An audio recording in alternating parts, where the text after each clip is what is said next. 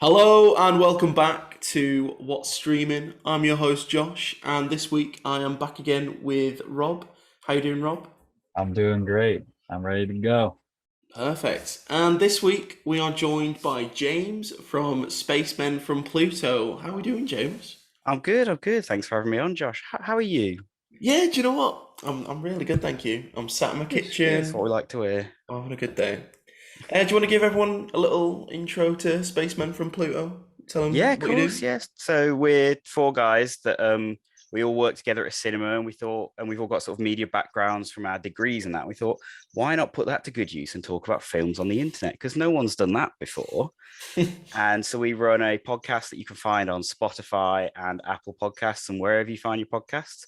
And then, but our main thing is we run the YouTube channel where we do shorter form videos where we have our main two series are we do Timeless or Trash, where we take a look at some of those films from like your childhood, give them a rewatch now that we're adults and we're more mature, and decide once and for all, is this film a timeless classic or is it just a pile of trash? And then there's the other one where we put our more sort of film school, our like film nerd hats on, and really analyze a classic piece of cinema that one of us has never seen before. Awesome, great. So yeah, go check those guys out. Yeah, Uh, please go on, go give it like, subscribe, all that stuff. Hit it on the head perfectly. So, today we are talking about The Boys, and I stayed up very late last night, till I think it went live about 1:05, and I was there, I was ready, and I was really surprised. I thought it was really good. I don't know about you two, but I had a really good time. I had my issues with it. Mhm. I'll get into them later, but I just thought it was a great end to a really good season. I agree. I agree. I just rewatched it because I hadn't been kind of keeping up with the series as it had been airing like currently. I kind of binged it all when I had gotten access to that. And then when it started coming back on, I wasn't watching it at all. So I just rewatched it. Yeah, no. This was a great finale to cap off like what I believe is the best season yet. Um it leaves a lot of questions that there's a lot of directions the show could take, but I am firm on the stance that the way that season 3 ended, I think season 4 should be it. Okay, that's quite a big statement there. What did you Yeah. think, James? Oh yeah, it's been incredible. I've loved the entire season. I think it ended really satisfyingly with all this kind of like thread points that they've put in through the third season. There were, like you said, I wouldn't say it was the perfect episode. I think there were certain elements where, because the season itself was so strong, they'd kind of written themselves into certain corners that they kind of just had to go, "Oh, okay, well here's how it ends." Like there were little like snags of the things of when they all got locked in the safe, and it's like, oh, we'll turn the power off so Annie doesn't have her powers. But then in 5 minutes, it cuts to, but she just broke out anyway. There were little things where it's just like, it just happened because it happened. Deal with it. The rest of the whole season's been so good, it doesn't matter. But it was still great. A really strong ending to what I think has been the best show that's running at the moment. Yeah, yeah, no, It's up there. definitely. No, I'd agree. I thought more people could have possibly died. I think Yeah. they sort of got away with it by having Maeve's death be a fake out. Mm. Well, because to me, when it happened, I thought, oh, she's dead. There's no way she's surviving that, but she's just not a soup anymore. I'm assuming. So then, how did she survive that explosion and that fall? Yeah, it's Yeah. plot armor, I guess. Mm. They'll bring her back. Um, but no, I thought the thing I hated the most is Ryan. I think they're gonna go down a really bad path, and I've seen this sort of kid turns evil, Mm. um, and they did it in The Strain. I don't know if either of you have seen The Strain, but basically in The Strain, it's Guillermo del Toro vampires, and the protagonist's son basically he's lured to the dark side with these vampires, And he's just an idiot, and the writers make you hate him so much. And during that last scene with Ryan, I was like, I can't stand this kid. I hoped Soldier Boy had killed him at that point when it was all going off, just because it was like, get rid of him, he's annoying. And I'm calling it now. Ryan will be about to kill Butcher in season 4, whatever, but he won't, and then he'll become good, and it'll be the worst plot line ever. So that's my bold prediction. Ryan is going to have an evil to good arc eventually. Probably, yeah. It feels like the natural progression of it. I didn't hate so much that he was the reason that, you know, allegiances changed and all that. I think that worked and it made sense for Butcher's character and everything. I just kind of wish if they were going to use him in the finale, we'd seen bits of him more throughout the series. It kind of just felt like, oh, by the way, remember this character from the first episode or something, the first couple of episodes? Yeah, by the way, he's still a thing and we're going to use him as a plot point. It would have been nice if you'd threaded through a little bit more, but... Definitely. He was just there. I can't remember what it was, but I was like, oh, Ryan's going to be there. And I was like, yeah, what about Black Noir? I was expecting something to happen, but I was not expecting Homelander to just absolutely wipe the floor with him, which was quite sad. It was. I kind of felt it always puts me in a weird spot with Black Noir, especially this season, because they've been doing a lot of things to like show sympathy for Black Noir, but at the same time, like he's still done all of these very terrible things under orders.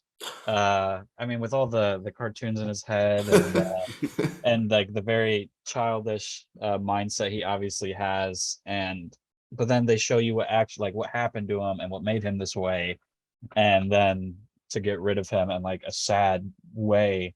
I don't know. I was very torn on how to feel because none of them are good people, but they really set this guy up this season as like maybe he wasn't this way always or something. So no, definitely. It was sort of sad when he died, I thought. Because even though obviously he's had a bigger role in season 3, I was getting used to seeing more of him, which was a shame. I'm just quite enjoying how like this main superhero team, their whole thing is that they're called the 7. There's only 3 of them left. Yeah, one by one. Bring back Translucent. He's got to be alive. This is one thing I would have liked if like we did get more of this like rotating cast members, if they do keep bringing in new soups to replace them every time, and maybe like that's the point, that we get more and more ridiculous superheroes. They have to like get them from anywhere because Homelander keeps just going through and killing all of these team members. Yeah, and it gives them a chance to have some fun with some wacky powers. Oh yeah. I have had the unfortunate time. I've had the unfortunate time on reading the boys comic. It is a absolutely terrible comic, from beginning to end. I believe it is a terrible comic. I think it is. I don't like Garth Ennis as a writer. Right. Okay. I hated his Punisher stuff as well. But I think the way that they're pulling stuff from the comics is perfect. I like that they're taking like very obscure and parody characters and bringing them into the show and changing it up enough for the show so it fits there. Like we still don't have characters like Tech Knight, like the Iron Man. No. We don't have oh my gosh, I'm blanking now, but there is plenty of other characters from later in the comics that we haven't gotten yet, and I think is going to be really, really fun to see in season 4, maybe, you know, a season 5 and such. Yeah, I'm only about a third of the way through the comics. I'm kind of working my way through as I go, and like it's massively different. Like, almost like they've been very liberal with their adaptation, but in the best way possible. All the changes seem to be for the better. The only one sort of main thing where they've changed it quite a lot, and I'm like, oh, I'd like to see more of that, is there's only really the 7 in the show, whereas you get like we see more Payback. You see like the G-Force and the G-Men, which is their version of the X-Men, and all these different teams. It'd be nice to get a bit more of that coming into the show more. Yes. So what do you guys think is next for Victoria? Obviously we had that tease at the end of the episode, and for me it just felt like a repeat of the end of season 2. It was sort of season 2 set up Newman as this potential new villain, and then obviously they brought in Soldier Boy. So do you think season 4 is going to be her season, or will there be an additional villain brought in, do you think? I would have thought they will bring in another villain of some sort to be the punchy villain, essentially, so you can have some decent action sequences. But I would definitely like to see more of her and that idea of combating, pushing their agenda behind the scenes and stuff like that, because I think that's what it's really interesting with Homelander, this idea that he's super powerful, he can do whatever he wants with the click of his fingers, but it's the idea of showing his true colors in public that stopped him. And it's interesting to see it, but we are losing that. So I am interested to see going forwards how they kind of keep it interesting, because otherwise you go down this path of you kind of lose any tension, because you're sat there going like, well, he'll just laser anyone. Like I'm not. These scenes aren't tense anymore because there's no reason for him to not just kill everyone. I will say that I feel like one of the boys needs to die. And Maybe. I know obviously Butcher's got this terminal illness from taking Temp V, but I feel like I think that the finale proved it. There are stakes, but those stakes are very, very low. And I feel like at the minute everyone's invincible. Like I was fully expecting Frenchie to die at the end of the season based on what's been going on throughout season 3. But no, I feel for the story to progress, someone needs to die, because that roster's remained unchanged, as opposed to the 7, which has gone through many changes. Did either of you think that Huey was going to die in that finale when Soldier Boy's coming towards Annie and you can see him tempted? Did anyone? I thought that's where we were going, that he was going to take the last one, teleport in to just save her, give enough time, and then he would die. Yeah, no, completely. But no, it was a good spot. I spotted that too. Okay, so what do you think they're going to do with the Butcher storyline? Whilst on the subject of it, because I feel like, again with the stakes, I don't think he's actually dying. I just think it's more bait. I don't know. I'm interested to hear what you think. I think Butcher's gonna go in season 4. Ooh. I think he'll be the catalyst for like major things that happen in season 4. I feel like the way that they've set him up as a character with his plot line, I don't know how much further he can progress like as a character. We've gotten the really angry, he's deserted the boys multiple times now, I feel like. He's came back, they've made up. I feel like now, since they're very, very solid, since they are reunited, the boys are back together. I feel like something is going to happen in season 4 that's going to put him out, and then from then on, it will be everything is for Butcher. Yeah, I don't know. In season 4, I feel like either Butcher will die and maybe that's it, the show ends and it is the final season and he has like one last heroic kind of fight, or I'm a bit concerned so that they can do more seasons.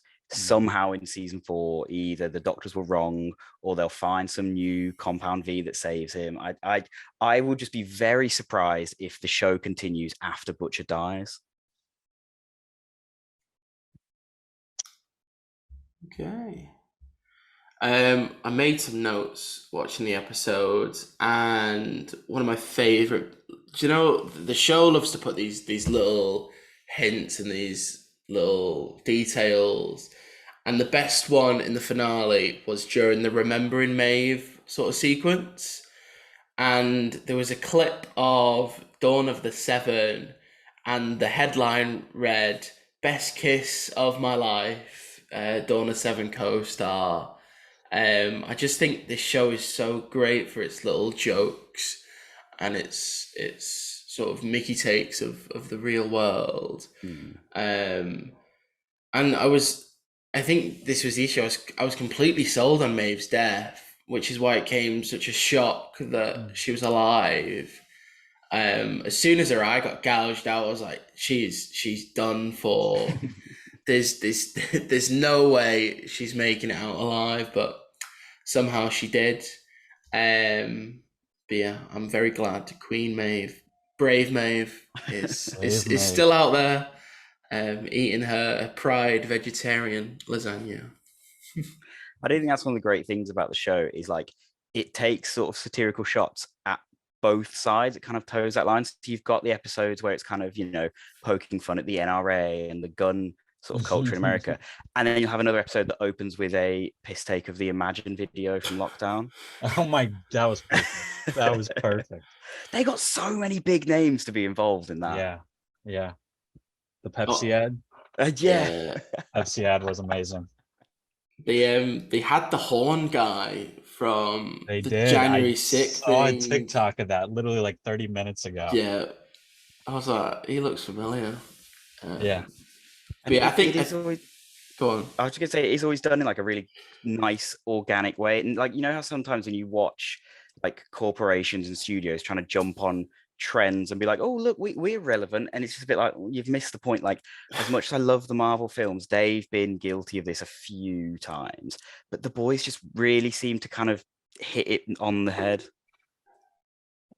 Yeah. All right, I got a question to ask. Off topic, just came to mind. I feel like there's only one right answer here. Most hateable character of the season.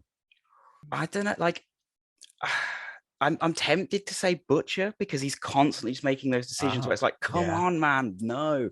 But also, it makes sense and it's great to watch. I wouldn't say I ever hated him, but I'm always like begging him to make a different decision. I think Huey at times has got on my nerves, but I wouldn't say like hate. I don't know. Why Huey? Who are you thinking, Rob? Mine is I don't even remember the guy's name because anytime he came on screen, my blood boiled. Butcher's ex-wife's new husband. Oh, do you mean MM? No, MMs. Yes, MMs. Yes, 100% agree. Like I wanted to hurt my TV screen. This man was like the amount of anger that he brought to me every time I saw him come on screen was like, I thought I didn't like Jason in the newest Stranger Things season. No, this man is on a whole nother level. It was very satisfying to watch MM clock in though. Yes. I cheered in my living room. I was so happy to see him just get decked. And I might be wrong. He's the one at the end when Butcher lasers that guy. Yeah. So he's the one who starts cheering, isn't he?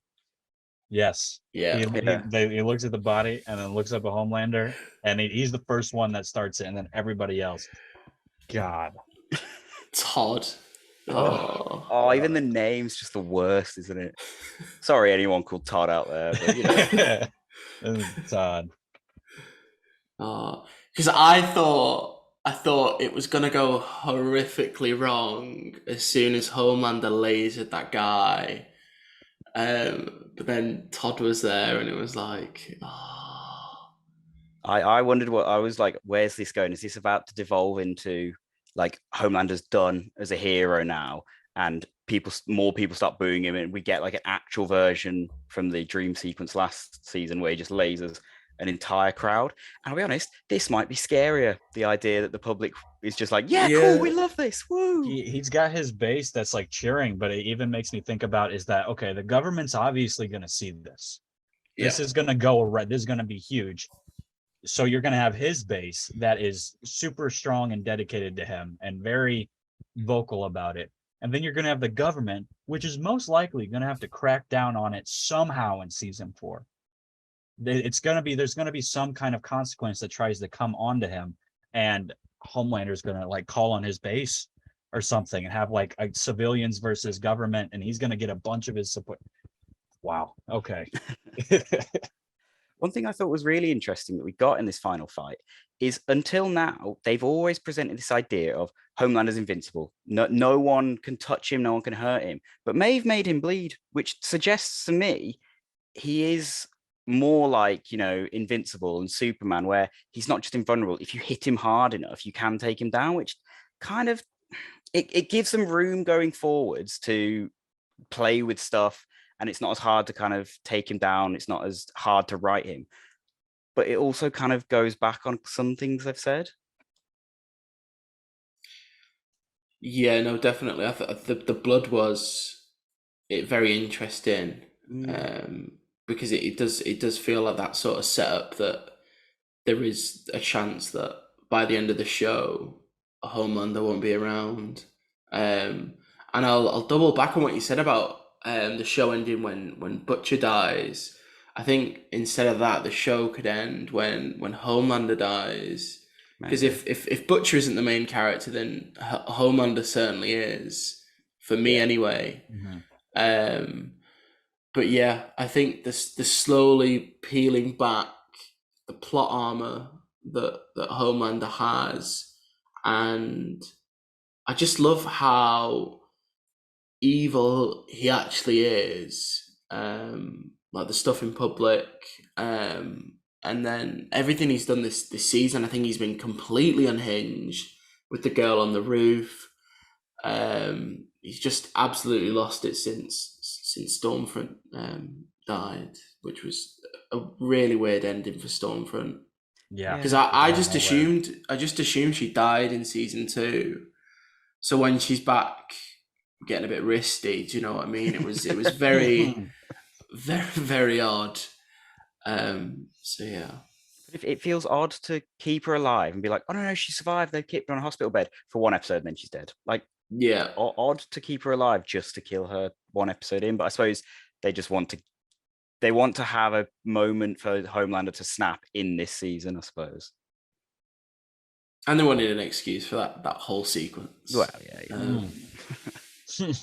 Yeah, that one. What was going on with Ashley's hair? Was that just because of how mental she's going? And because there was a scene a few episodes back where she ripped out her hair with A-Train. So are we just to assume she's been doing it on the regular?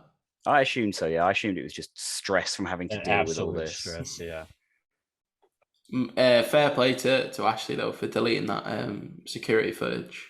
Yeah, she did one thing right. Well done. But I just feel knowing the show, it's gonna come back like, oh, we found something on the archives.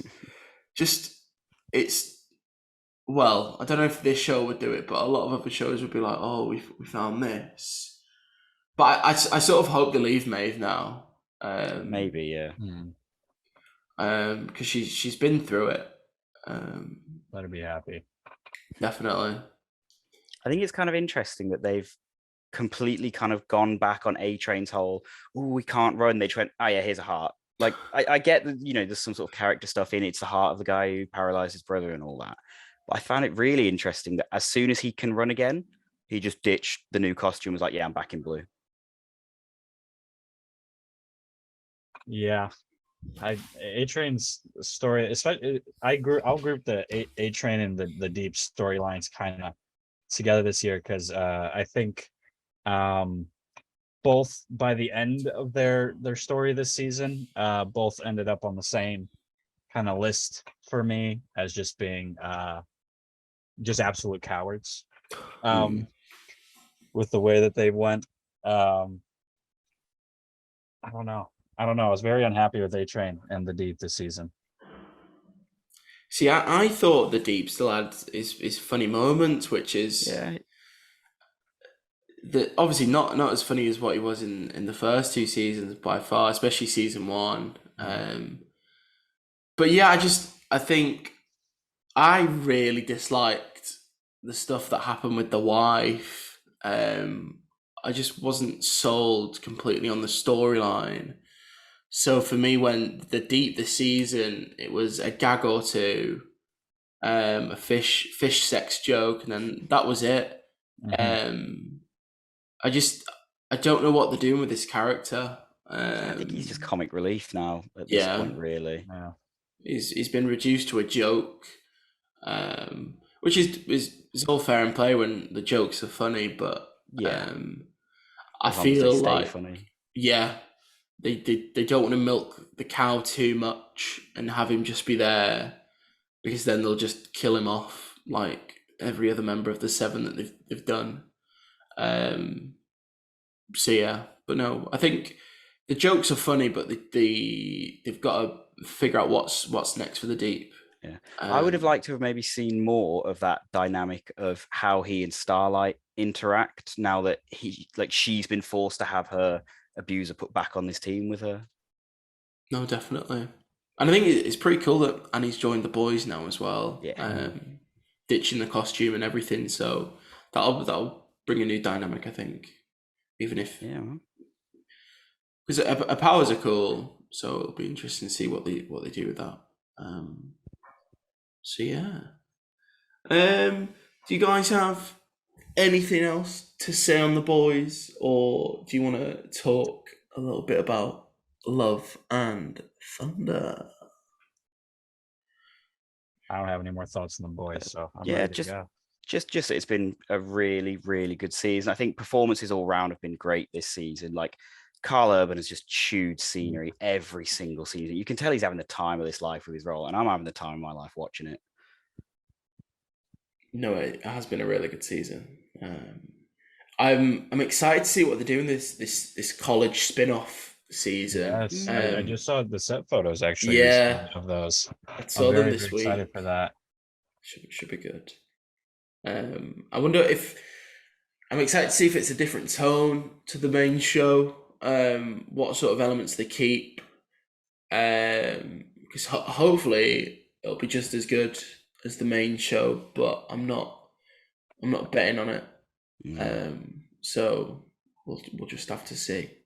But yeah, whenever that comes out, I might check out Diabolical as well. I was just about to say, if either of you seen it, really interesting. Diabolical.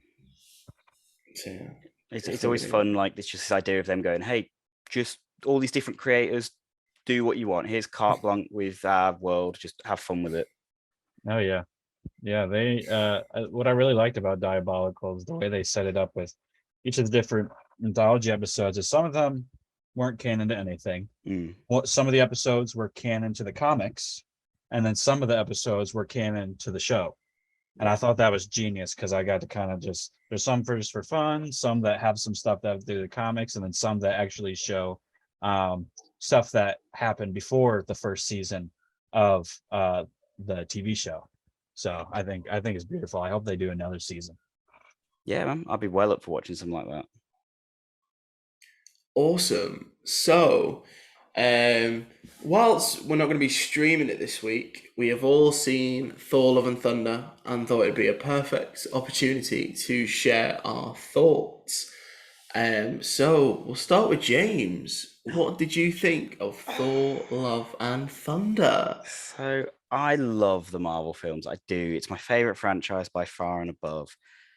But this film just, for me, it didn't quite hit the mark. There's something about it missing. It feels not empty and not soulless. Like there's some good jokes, there's fun in that, but I don't know. I wonder whether part of its problem for me is maybe there's a little element of Ant-Man and the Wasp about it, of going in, I was like, oh yeah, I'm really excited for this film. I can't wait. And then it's not that it's awful. I maybe just expected too much from it. I didn't hate it by any means. I think it's okay, but it could have been better. Oh no, it could have been a lot better. But I don't know. I enjoyed it. I think we needed more gore. We could have got rid of the Guardians. I feel it needed 20 more minutes minutes, and those 20 minutes had the Guardians in. I would have much preferred those 20 minutes in the middle just to give the pacing some time to breathe and just slow down for a minute. Because I really liked the third act stuff. I don't know. Obviously you all know my thoughts on the Guardians. They were pointless.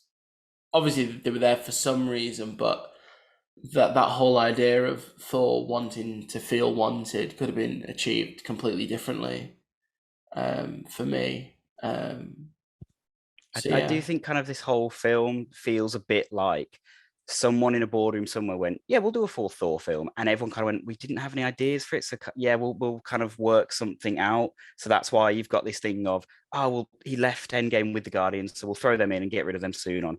Well, we don't really know what we want to do this film, but yeah, we'll work something out. Like, it almost feel like they didn't need to make the film and just went along with it. Yeah, no, definitely. And I am baffled as to how people are saying this is a top 5 MCU film. Like, fair enough.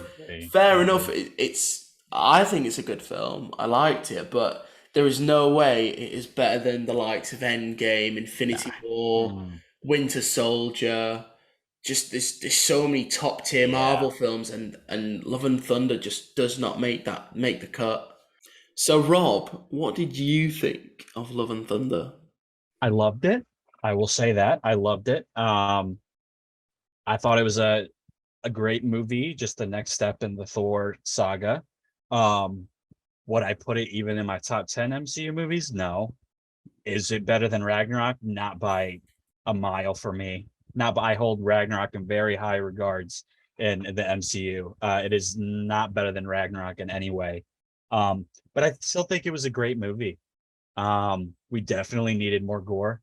I really thought that getting someone like Christian Bale to play a character like that, they were going to have him almost be a third main character alongside Jane and Thor, but he really wasn't. I thought, yes, I do think the Guardians kind of played a point of send off for him. We definitely could have done with less. I feel like the only reason they were in the movie is because at the board meeting or whatever that all the directors have with Kevin Feige every year, Kevin was like, well, you got to have them in that one so that we can show that he's leaving the group now. I feel like the beginning could have been a lot shorter and things could have picked up faster, so the ending could have been a lot longer. I did not like how long it took things to get started and really pick up, and then how short kind of the epilogue was almost. I wanted a little bit more in the epilogue, a little bit more closure with certain characters. But overall, Chris Hemsworth killed as Thor. Natalie Portman, amazing as Mighty Thor. I thought that was beautiful, the way that they adapted the Mighty Thor storyline. And I really loved gore. I'm getting really sick of single movie villains, and I don't know if that's ever going to die off soon. I hope it does, because I would have loved to see gore kind of stay. I would have loved if this movie was actually like a part 1 of a 2-part Thor story, because I feel like gore is worthy of that kind of story, but they just really condensed it into this one movie. So that disappointed me. But other than that, I really, really loved it. No, it was a shame because what we had of gore was really good. Just that sinister approach was it, especially after, I don't know, I'm trying to think of what recent villain I was not a fan of. I think it's cheap to use Black Widow as an example, but I just felt Gore had everything to be a really, really top class villain, and he sort of felt sidelined a bit, which was a shame, and sort of, I wouldn't say wasted, because he had his moments. Like, he was, I wouldn't say he was terrifying, but he was scary. So I was fully invested, but just barely any screen time. Yeah, I think it was definitely the right call to not go down the route of prosthetics, flat face. Like you've got Yeah. Christian Bale, like let him do his thing. Definitely. But yeah. Are we non-spoiler right now? I think we're a spoiler, so you can go ahead. We can say some details and stuff. Yeah. Yeah, I guess a major thought I have just coming out of the movie in general is I don't know where Thor's story is going right now. I mean, I know they set up like that path, but that path, I will not say I'm the most knowledge Thor comic reader. I've just read like the major runs, more specifically like the Mighty Thor run and the Jason Aaron's run, that obviously very heavily inspired almost everything in this movie. I don't the Gore's daughter thing, very surprising for me that they're going this route and introducing a character like that, which is going to be a whole different dynamic, going into what we assume is going to be Thor 5, with like a little Thor almost, but she's got like the power of a god because she was birthed from eternity. Yeah. And then we've got the post-credit scene set up for that, which will then, yeah. So I'm very like, I don't know where this is going. Taika is obviously most likely going to direct that one too. Yeah. So if we're going like 80s rock again with that, I don't know. I'm very up in the air on where this Thor story is going to go now. Have they officially confirmed a fifth Thor film? No. No, but like that's what I'm saying. Like I'm assuming what they're setting up right now, like is Yeah. going to be like just Thor 5, especially for the post-credit scene character, which is very vital to Thor's story. I was so convinced we were going to get a reveal of Henry Cavill was playing that character.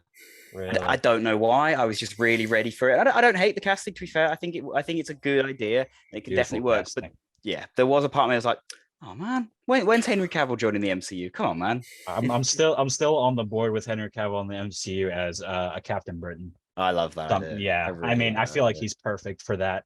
Just have him play a Captain America from Britain. I mean, he's perfect. He's perfect for that. I'll be honest. I'm not ready to shut the door on his Superman. If I'm honest, I think he's been sold such a rough deal. No, what he needs the people who write Superman and Lois. He needs those writers, but with Henry Cavill's Superman, not the dark story we got in Man of Steel, which Superman can get dark, but like, come on, we need like the scene from Superman and Lois. The thanks, my mom made it for me. Yeah, like that. We need that Superman, and we haven't gotten that Superman, and Henry Cavill can do that. Weird sidetrack. Yeah, sorry. No, I'm really excited to rewatch Love and Thunder because I'll be honest, the first time I watched Ragnarok, there was a bit of whiplash for me. I was like, oh, Thor's very jokey all of a sudden. I don't know if I like this. And then on rewatch, I'm like, okay, I've settled into it. No, this is a very good film. So I'm looking forward to rewatching Love and Thunder now. I've settled more into because I do think they could have definitely afforded to do some more dramatic beats in this film. It does feel like quite often stuff was sacrificed for the joke, but just going in and being able to just sit back and enjoy it. I'm hoping I enjoy this film a lot more. I've got one question for you two. Do you think they should have just killed off Korg? See, my biggest issue with Thor, it's a bit similar to the boys, but it actually happened. I really didn't like the kill baiting. We had it with Valkyrie, and then we had it with Korg.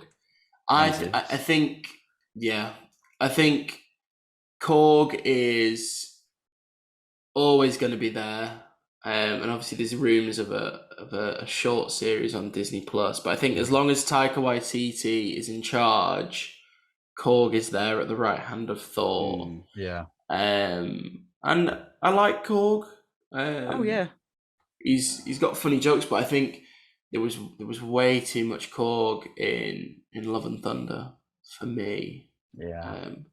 I think of all the jokes in the film, Korg was like the most used, maybe overused in parts, and then it was the goats. But the goats were funny. I think the goats were a solid like running joke for the film. But Korg. I think it's not that I want him to go away. I think I think that he'll always be by Thor. I think that his jokiness needs to simmer a little bit. I would like to still have him be a part of the story and have dialogue as much, but I would like it if we got some Korg that wasn't saying a joke with everything that he says. Like I'd like an actual like sit down conversation with Korg, or I give me a good action scene where it's like almost a Rocket and Groot, Thor and Korg kind of moment. Because I don't feel like we've really gotten like a good panorama shot of them just whooping on some bad guys. I don't know, but yeah, I think I don't think he should have died. I don't think they should have even done that in the first place. That Yeah. bait that they did, and then he was just a face as a joke for the rest of the movie. Like I wasn't sat there like, oh, I don't like Korg. I hope he dies. I'm happy for him to be in every Thor property we ever see. I just meant more like, if you're going to do the bait of it, then do it. Like it felt a bit cheap to do it. And I thought, because when they didn't linger on it, I went, oh, so he's not dead. But then you have Thor like going through the rubble. I went, oh no, now we're getting the moment where he sits with him and then he finds his face. I'm like, so like, all right, it just feels a bit cheap in a way. I thought the setup was perfect if Valkyrie would have died. Just obviously the themes of Valhalla, discussing the previous Valkyries. I thought if she did die, it would feel like, not that it meant something, but it was as if she didn't die out of nowhere. And I sort of, as much as I love the character, I wouldn't have minded if she died, because the film for me was setting up that she was gonna die. The trailers were one thing, but like, I don't know, I can't remember what it was in the film. There's a line, I think, with Gore, and it's like, okay, so she could be dying. I think Valhalla was mentioned about 10 times prior to this. So I knew we were going to get to see Valhalla, but I didn't know who it was that was going to be crossing the gates.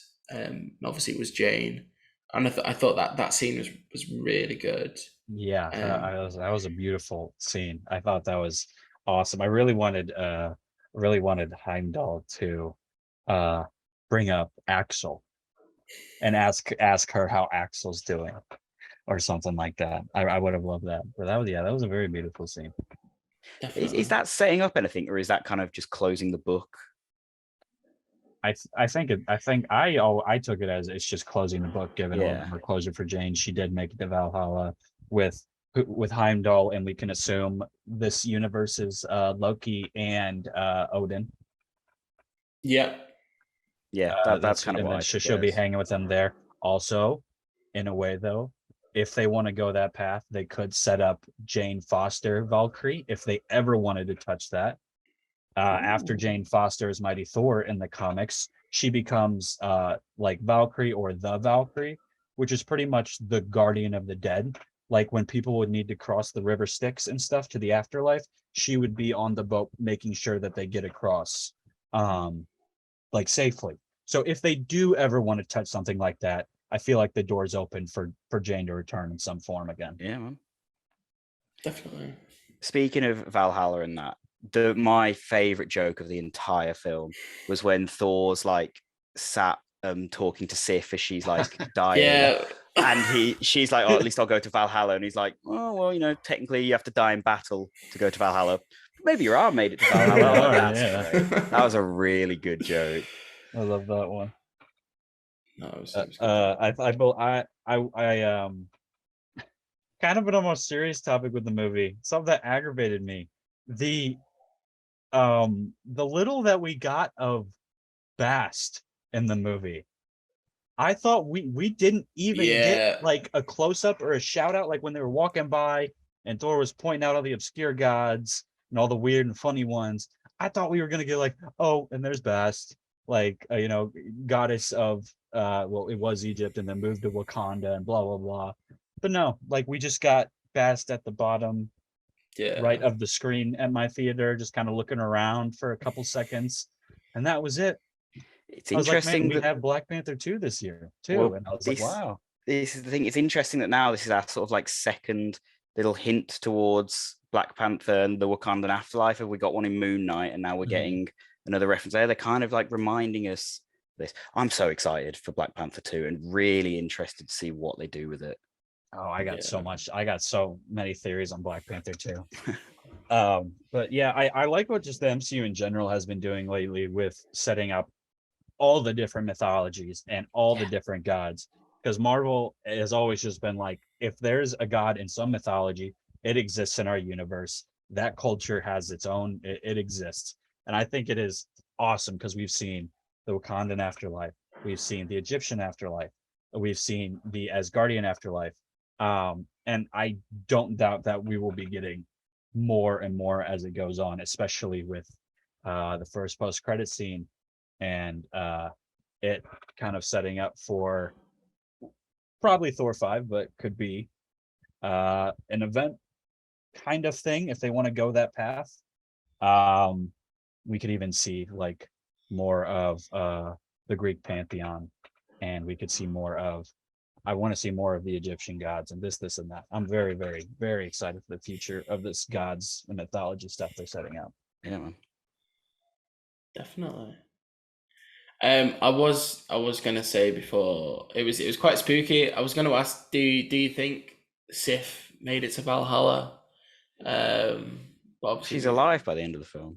Yeah, I was gonna say she is alive, I believe, by the end of the film. Yeah, she's training Heimdall's son. At the end of one Yes, training Axel yeah. because he's got his eyes like going now. So I didn't even realize that was Sif. So that's on me. Yeah, Sif's the new Asgard now. So to answer your question, no, she didn't make it to Valhalla because she's still on Earth. Her arm's there, so Yeah, her arms in Valhalla. I did not catch that. That was Sif. So Again, that's why the epilogue needed to be longer for stuff like that. Yeah. That's what I was talking about. I would have loved to see more. Sort of more felt like the Stranger Things 2 days later, just sort of. Yes, it felt almost exactly the same. Like I needed more. I wanted more conversation when Gore was dying with Thor. Yeah. I was like, when Gore was laying there and reached out his hand and he's like, you need to protect her. I wanted there to be a little bit more dialogue with Thor there, but he didn't say. He just shook his head and nodded his head, or whatever he did, and then took the girl. And now I just want to see more of the girl. I'll be honest. I wanted to see more of like what that is, because we get the jump and then she's calling him Uncle Thor and he's basically he's saying I love you to her and stuff now, I think. Yeah. I don't know. Wanted a little bit more time with that, but it's fine.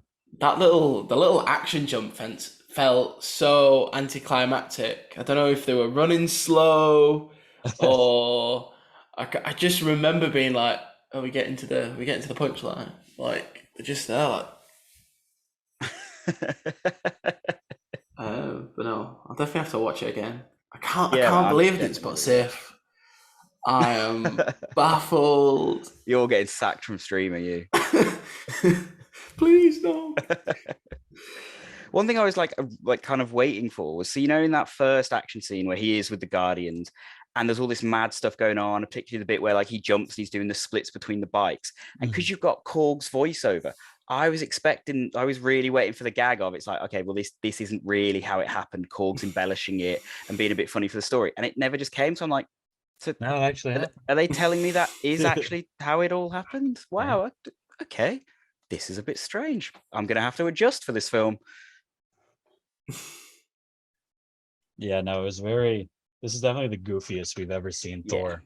Because like Thor, right, like Ragnarok, it was like, oh, okay, so he's goofy now, but he's still very much like got those serious elements to him, like mainly like you are not the god of hammers, you are the god of thunder, and he he gets almost bloodlusted and just is ready to go to town. And this one, he's not the smartest person, but then he'll hold emotional moments really well. But then the next scene after the emotional moments, he's still just bumbly. almost. But I still love it. I love Thor's character now. I think Ragnarok was that right level for me. I think you are right that this was the goofiest we've seen him, and I think it maybe tipped over the edge a bit for me. Because I'll be honest, I didn't hate Thor when he was like original Thor and Dark World. I kind of enjoyed the Shakespearean element of him, of he's like got this like gravitas and stuff to him. I think he's better when now like they have course corrected him, but I don't want to lose that. I don't want to lose this idea of him being a god. Yeah, me either. I did enjoy him beforehand, but obviously I do prefer him now. I just wish we didn't have to just keep recycling the same theory of, well, here's how many people he's lost. He's lost everybody, so here's why he's this way. But then he'll lose another person, and then it's just a continuous cycle. I still want to see more character arc from Thor, even though he's had a very gigantic character arc over the course of the MCU. I don't want it to end. I would like to see Thor maybe, as time goes on, Thor take up on a more serious leadership role with maybe like the Avengers or something like that. I don't know. I think especially with his daughter, which I don't even know what superhero she could end up being, but even more Young Avengers stuff they could possibly do there. Oh yeah, because he does have a daughter in the Young Avengers, doesn't he? Isn't she called Soren or something? I have maybe. No, I just know like the current, like the latest one that everybody like has been really going off of for what the MCU could do. But yeah, I mean, this is another young person with very powerful powers in the MCU that we've gotten in the last 2 years. Yeah, I hadn't even thought about following her into the Young Avengers. That's a very good point. They could just age her up. I think Thor 5, if it happens, I don't think it'll be for a while. So then they do have that option to, if they want to, they can say, oh, she ages at a faster rate to humans and stuff because she was created by eternity. So they have that if they need it for the Young Avengers. But I don't see Thor 5 happening for like what, 3? I would say 4 years. 4 years, yeah, almost, for Thor 5. Give us a little bit Thor of a Thor years. break. Speaking of like eternity, I'm so happy about that. So happy that they're finally starting to dip their toe into like the ultra cosmic, like eternity, living tribunal, death, like characters that we can finally start to get. Like, it brought me so much happiness to see eternity in live action, which was perfect. I didn't say anything, didn't do anything, just sat there, but like the way that they filmed it with the white background, it looked almost 2D. But then when it kind of went to the side, you saw the depth, but also saw that it was like endless space inside, which is exactly what I envisioned when looking at it, like on a comic page. I thought that was perfect. And I really liked the shot, actually, whenever Eternity brings her back and it's Gore, you see Gore laying, you see the reflection of the water. And when her reflection when she's walking is like Eternity, but she's got the glowing eyes that Eternity usually has in the comics, which I thought was great. No, definitely, it was a nice little touch, because I'd argue a lot of the general Twitter discourse is the film is really dull, and I don't hear it, because some of it looks really, really cool.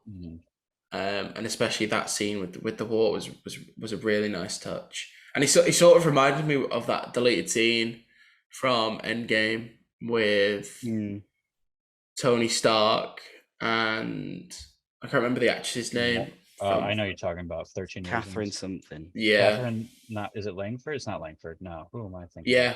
Catherine Is it Langford. Langford? Yeah. As Morgan. Sort of felt like it was like not word for word, but it had the same vibes and just the same feel to the scene. So yeah, it did actually make it into a film, just with different actors. Yeah.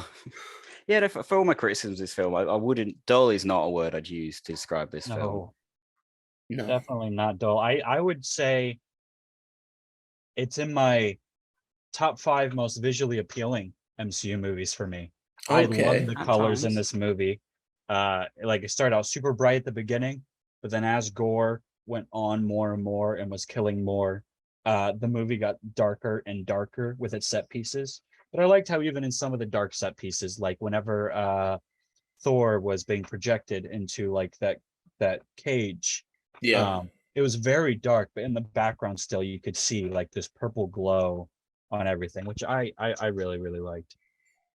I I love. really enjoyed the imagery of when they went. Sorry, when they went Huh? into the shadow world, and it was like black and white, but there was some little pops of color. There was blue. I Yeah. remember what stuck out for me was blue on Mjolnir. Mm.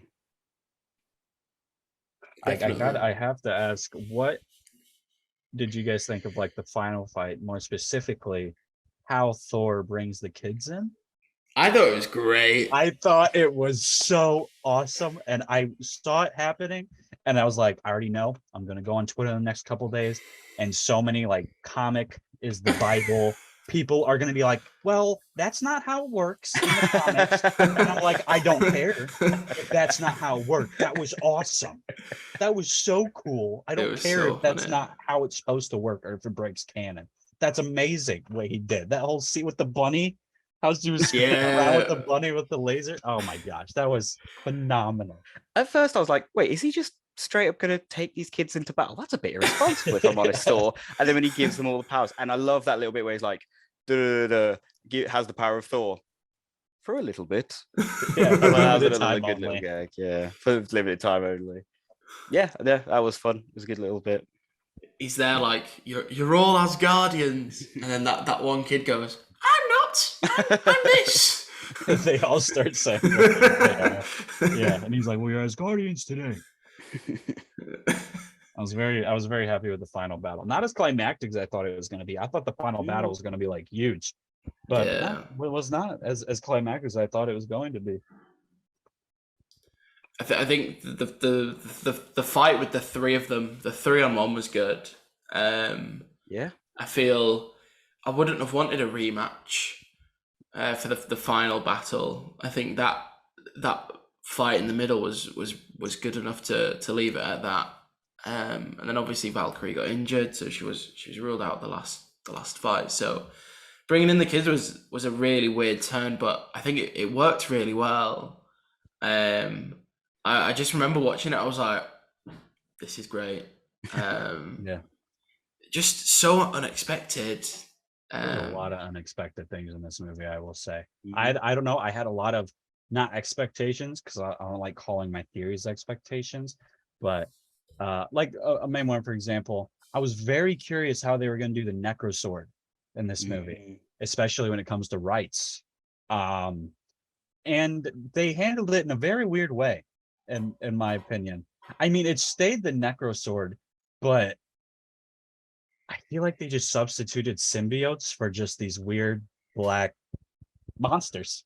That's what it that's I was Yeah. like, I kept well when he started to like spawn them in for the first time in New Asgard, I was like, oh, well, those are symbiotes. But then like you finally get like more light on. I'm like, oh, those are like knockoff symbiotes.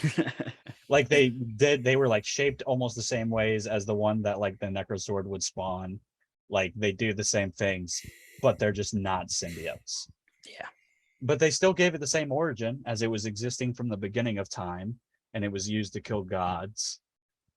But yeah, I don't know. I was very off about the Necrosword. I wish the rights would have worked out so that we could have gotten some null stuff in there. Definitely. I think as well the Venom stuff, well the symbiote stuff, the when Stormbreaker is being used to open the gate to eternity, that looked full on symbiote with the vines and everything. Yeah, that's what I'm saying. Like they was like it's symbiotes, but it's not symbiotes. Yeah. They got around it by just not explaining it. Yeah. Like they can't use the name, but like they're supposed to represent what they were for the story. But I would Yeah. love to get like I know Sony's gonna have to do it, and it's so sad. But I would love to get Null and like the King in Black symbiote war someday on in live action. But I'm it's gotta be so hard. desperate for Disney to just buy Sony out for the rights. Oh my gosh! But just for And then we can have a 6-part Disney Plus series. Woo! Yay! Oh. Speaking of like the weapons and that, I was a bit curious going in, and then of how they were going to do the whole Jane puts Mjolnir back together, and I was like, oh, how's this going to work? And then it looked like they just weren't going to explain it, but then when they do the kind of flashback and Thor kind of almost accidentally puts a charm on it that it will look at it, I was like, that's a nice touch. I did like the idea that they did bother to put in a little reason for that, and I thought it was cool. And the visuals of Mjolnir breaking up into the bits flying around and then coming back together. I was like, that's a nice little idea. That's so bro. I remember I was watching it and my friend Alex was next to me and I saw her do it for the first time to all those monsters and just take them all out. And I leaned over and I was like, that's broken, man. That's okay. Like that's literally like a shotgun inside of a magic hammer. Like that's not fair. It was really cool. There's that shot as well where the camera just flies through with all the shards. It looked really good.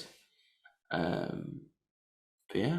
I wish they would have saved Jane's Mighty Thor reveal for the movie, because I thought her reveal was amazing. That shot where you see Mjolnir bust through the monster and then it comes close and he goes to touch it and then it zips back and the monster drops and it's just Jane standing there. Like, I wish that wouldn't have been in the trailer because that was awesome.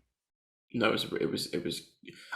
That's what I think in terms of having more time here and there for the story. I really liked what they did with Jane. It was sort of, as soon as Thor meets up with Jane, she's already got the hammer. She is the mighty Thor. We didn't have to rush through the origin. It felt natural. But then I'd argue if it wasn't in the trailers, then it'd be a completely different story. I honestly, I went in the movie thinking that this was going to be the origin of Mighty Thor and that Thor 5 was going to be a duo movie, because Jane's time as a Mighty Thor is not as short-lived as it is in this, like whatsoever. She's it for a minute before she goes on. So I was very surprised that they went the route of every time she picks it up, it gets worse. Her cancer gets worse in this. But if I remember from the comics, it was every time she uses it and then stops using it, it's not that her cancer got worse. It just resets the cancer back to the beginning. Like all the progress she got fighting it through chemo and stuff, it just puts it back to the beginning like she never fought it and it starts all over again. So that's why I was like, oh, Thor 4 will be this, and then Thor 5 will be a duo movie, and then maybe there Jane can pass and stuff. But yeah, that was something I actually did not expect coming into this movie. I almost wondered, based off recent trends in the MCU, whether coming out of Love and Thunder, there would be no Thor and there would only be Mighty Thor. I thought this was going to be like a handover. The way that like Hawkeye would be our only Thor. Yeah, I thought it was going to be a handover story. So yeah, where I could have seen that as well. You know, Mighty Thor would have replaced him on like the Avengers roster, and then he would have taken a back seat, you know, not gone forever, but you know, comes in when needs to be done, which is what I think they're probably going to do with Hawkeye if I were them. But yeah, no. And I'll be honest, going into the film, if you'd said the idea of, oh yeah, Natalie Portman's going to be our main Thor, I would have been like, really? Like after Dark World and all that, really? She's great in this film. Oh yeah. I don't know what it is. It must be the directing or letting her do her thing or whatever. But she's really good as the Mighty Thor. I thought the catchphrase running joke was really good. I thought it was sweet because it always gave some sweet moments for Jane and Thor throughout the movie. Had a really good payoff as well, I thought. It did. So yeah. Do you have? I don't know. One thing is that did she whisper a catchphrase we didn't hear to Thor? Because I thought her catchphrase by the end of it was "Eat my hammer." So I don't know why she didn't just say that out loud if that's what was implied. We never when they were on the boat. Really? Well, it was whenever she does like the final, like not the final, but like her first big attack on Gore. You know, she says, you know, I'm not Lady Thor, I'm Mighty Thor, or Dr. Jane Foster. and 2, eat my hammer, and then slams. But then whenever she's like dying and she's like, I think I got my catchphrase, she whispers it and we don't hear it. So I was like, Yeah, what was that? I don't know. I have no idea. That was just something that was on my mind. I don't think it's a huge plot point, but I was like, I thought it was implied that eat my hammer was the catchphrase. So I don't know why she would whisper it and us not hear it. But, you know, Well, it is what it is. she clearly said it's Morbin time. Yeah. Final words. Yes. It's right up here. It's the only cup I have up here. Morbius, Jesus. Let's get it back in theaters again. Let's gaslight him. Yep. Third time's a charm. All right, then. I think we're going to wrap it up there. Thank you very much for listening. Be sure to follow Streamin on all our platforms and subscribe to the podcast on whatever platform you are watching or listening to. James, do you want to drop your socials and Spacemen's socials? Yeah, please. So if any of you want to follow me personally on Twitter, I'm James1024. If you want to follow Spacemen from Pluto anywhere, we are just the Spacemen from Pluto on YouTube. On Instagram, we're just Spacemen from Pluto. And then on Twitter, we are at Pluto Spacemen. Perfect. And don't follow Rob. Please do. It's probably going to be in the title. Yep. It will be. All the information will be in the descriptions, as always. Thank you very much, guys. It has been a pleasure. No, thank you for having us. It's been great having you on, talking all things The Boys and Thor. So, yeah. Have a great week, everyone, and we'll see you next week for another episode of What's Streaming. Bye.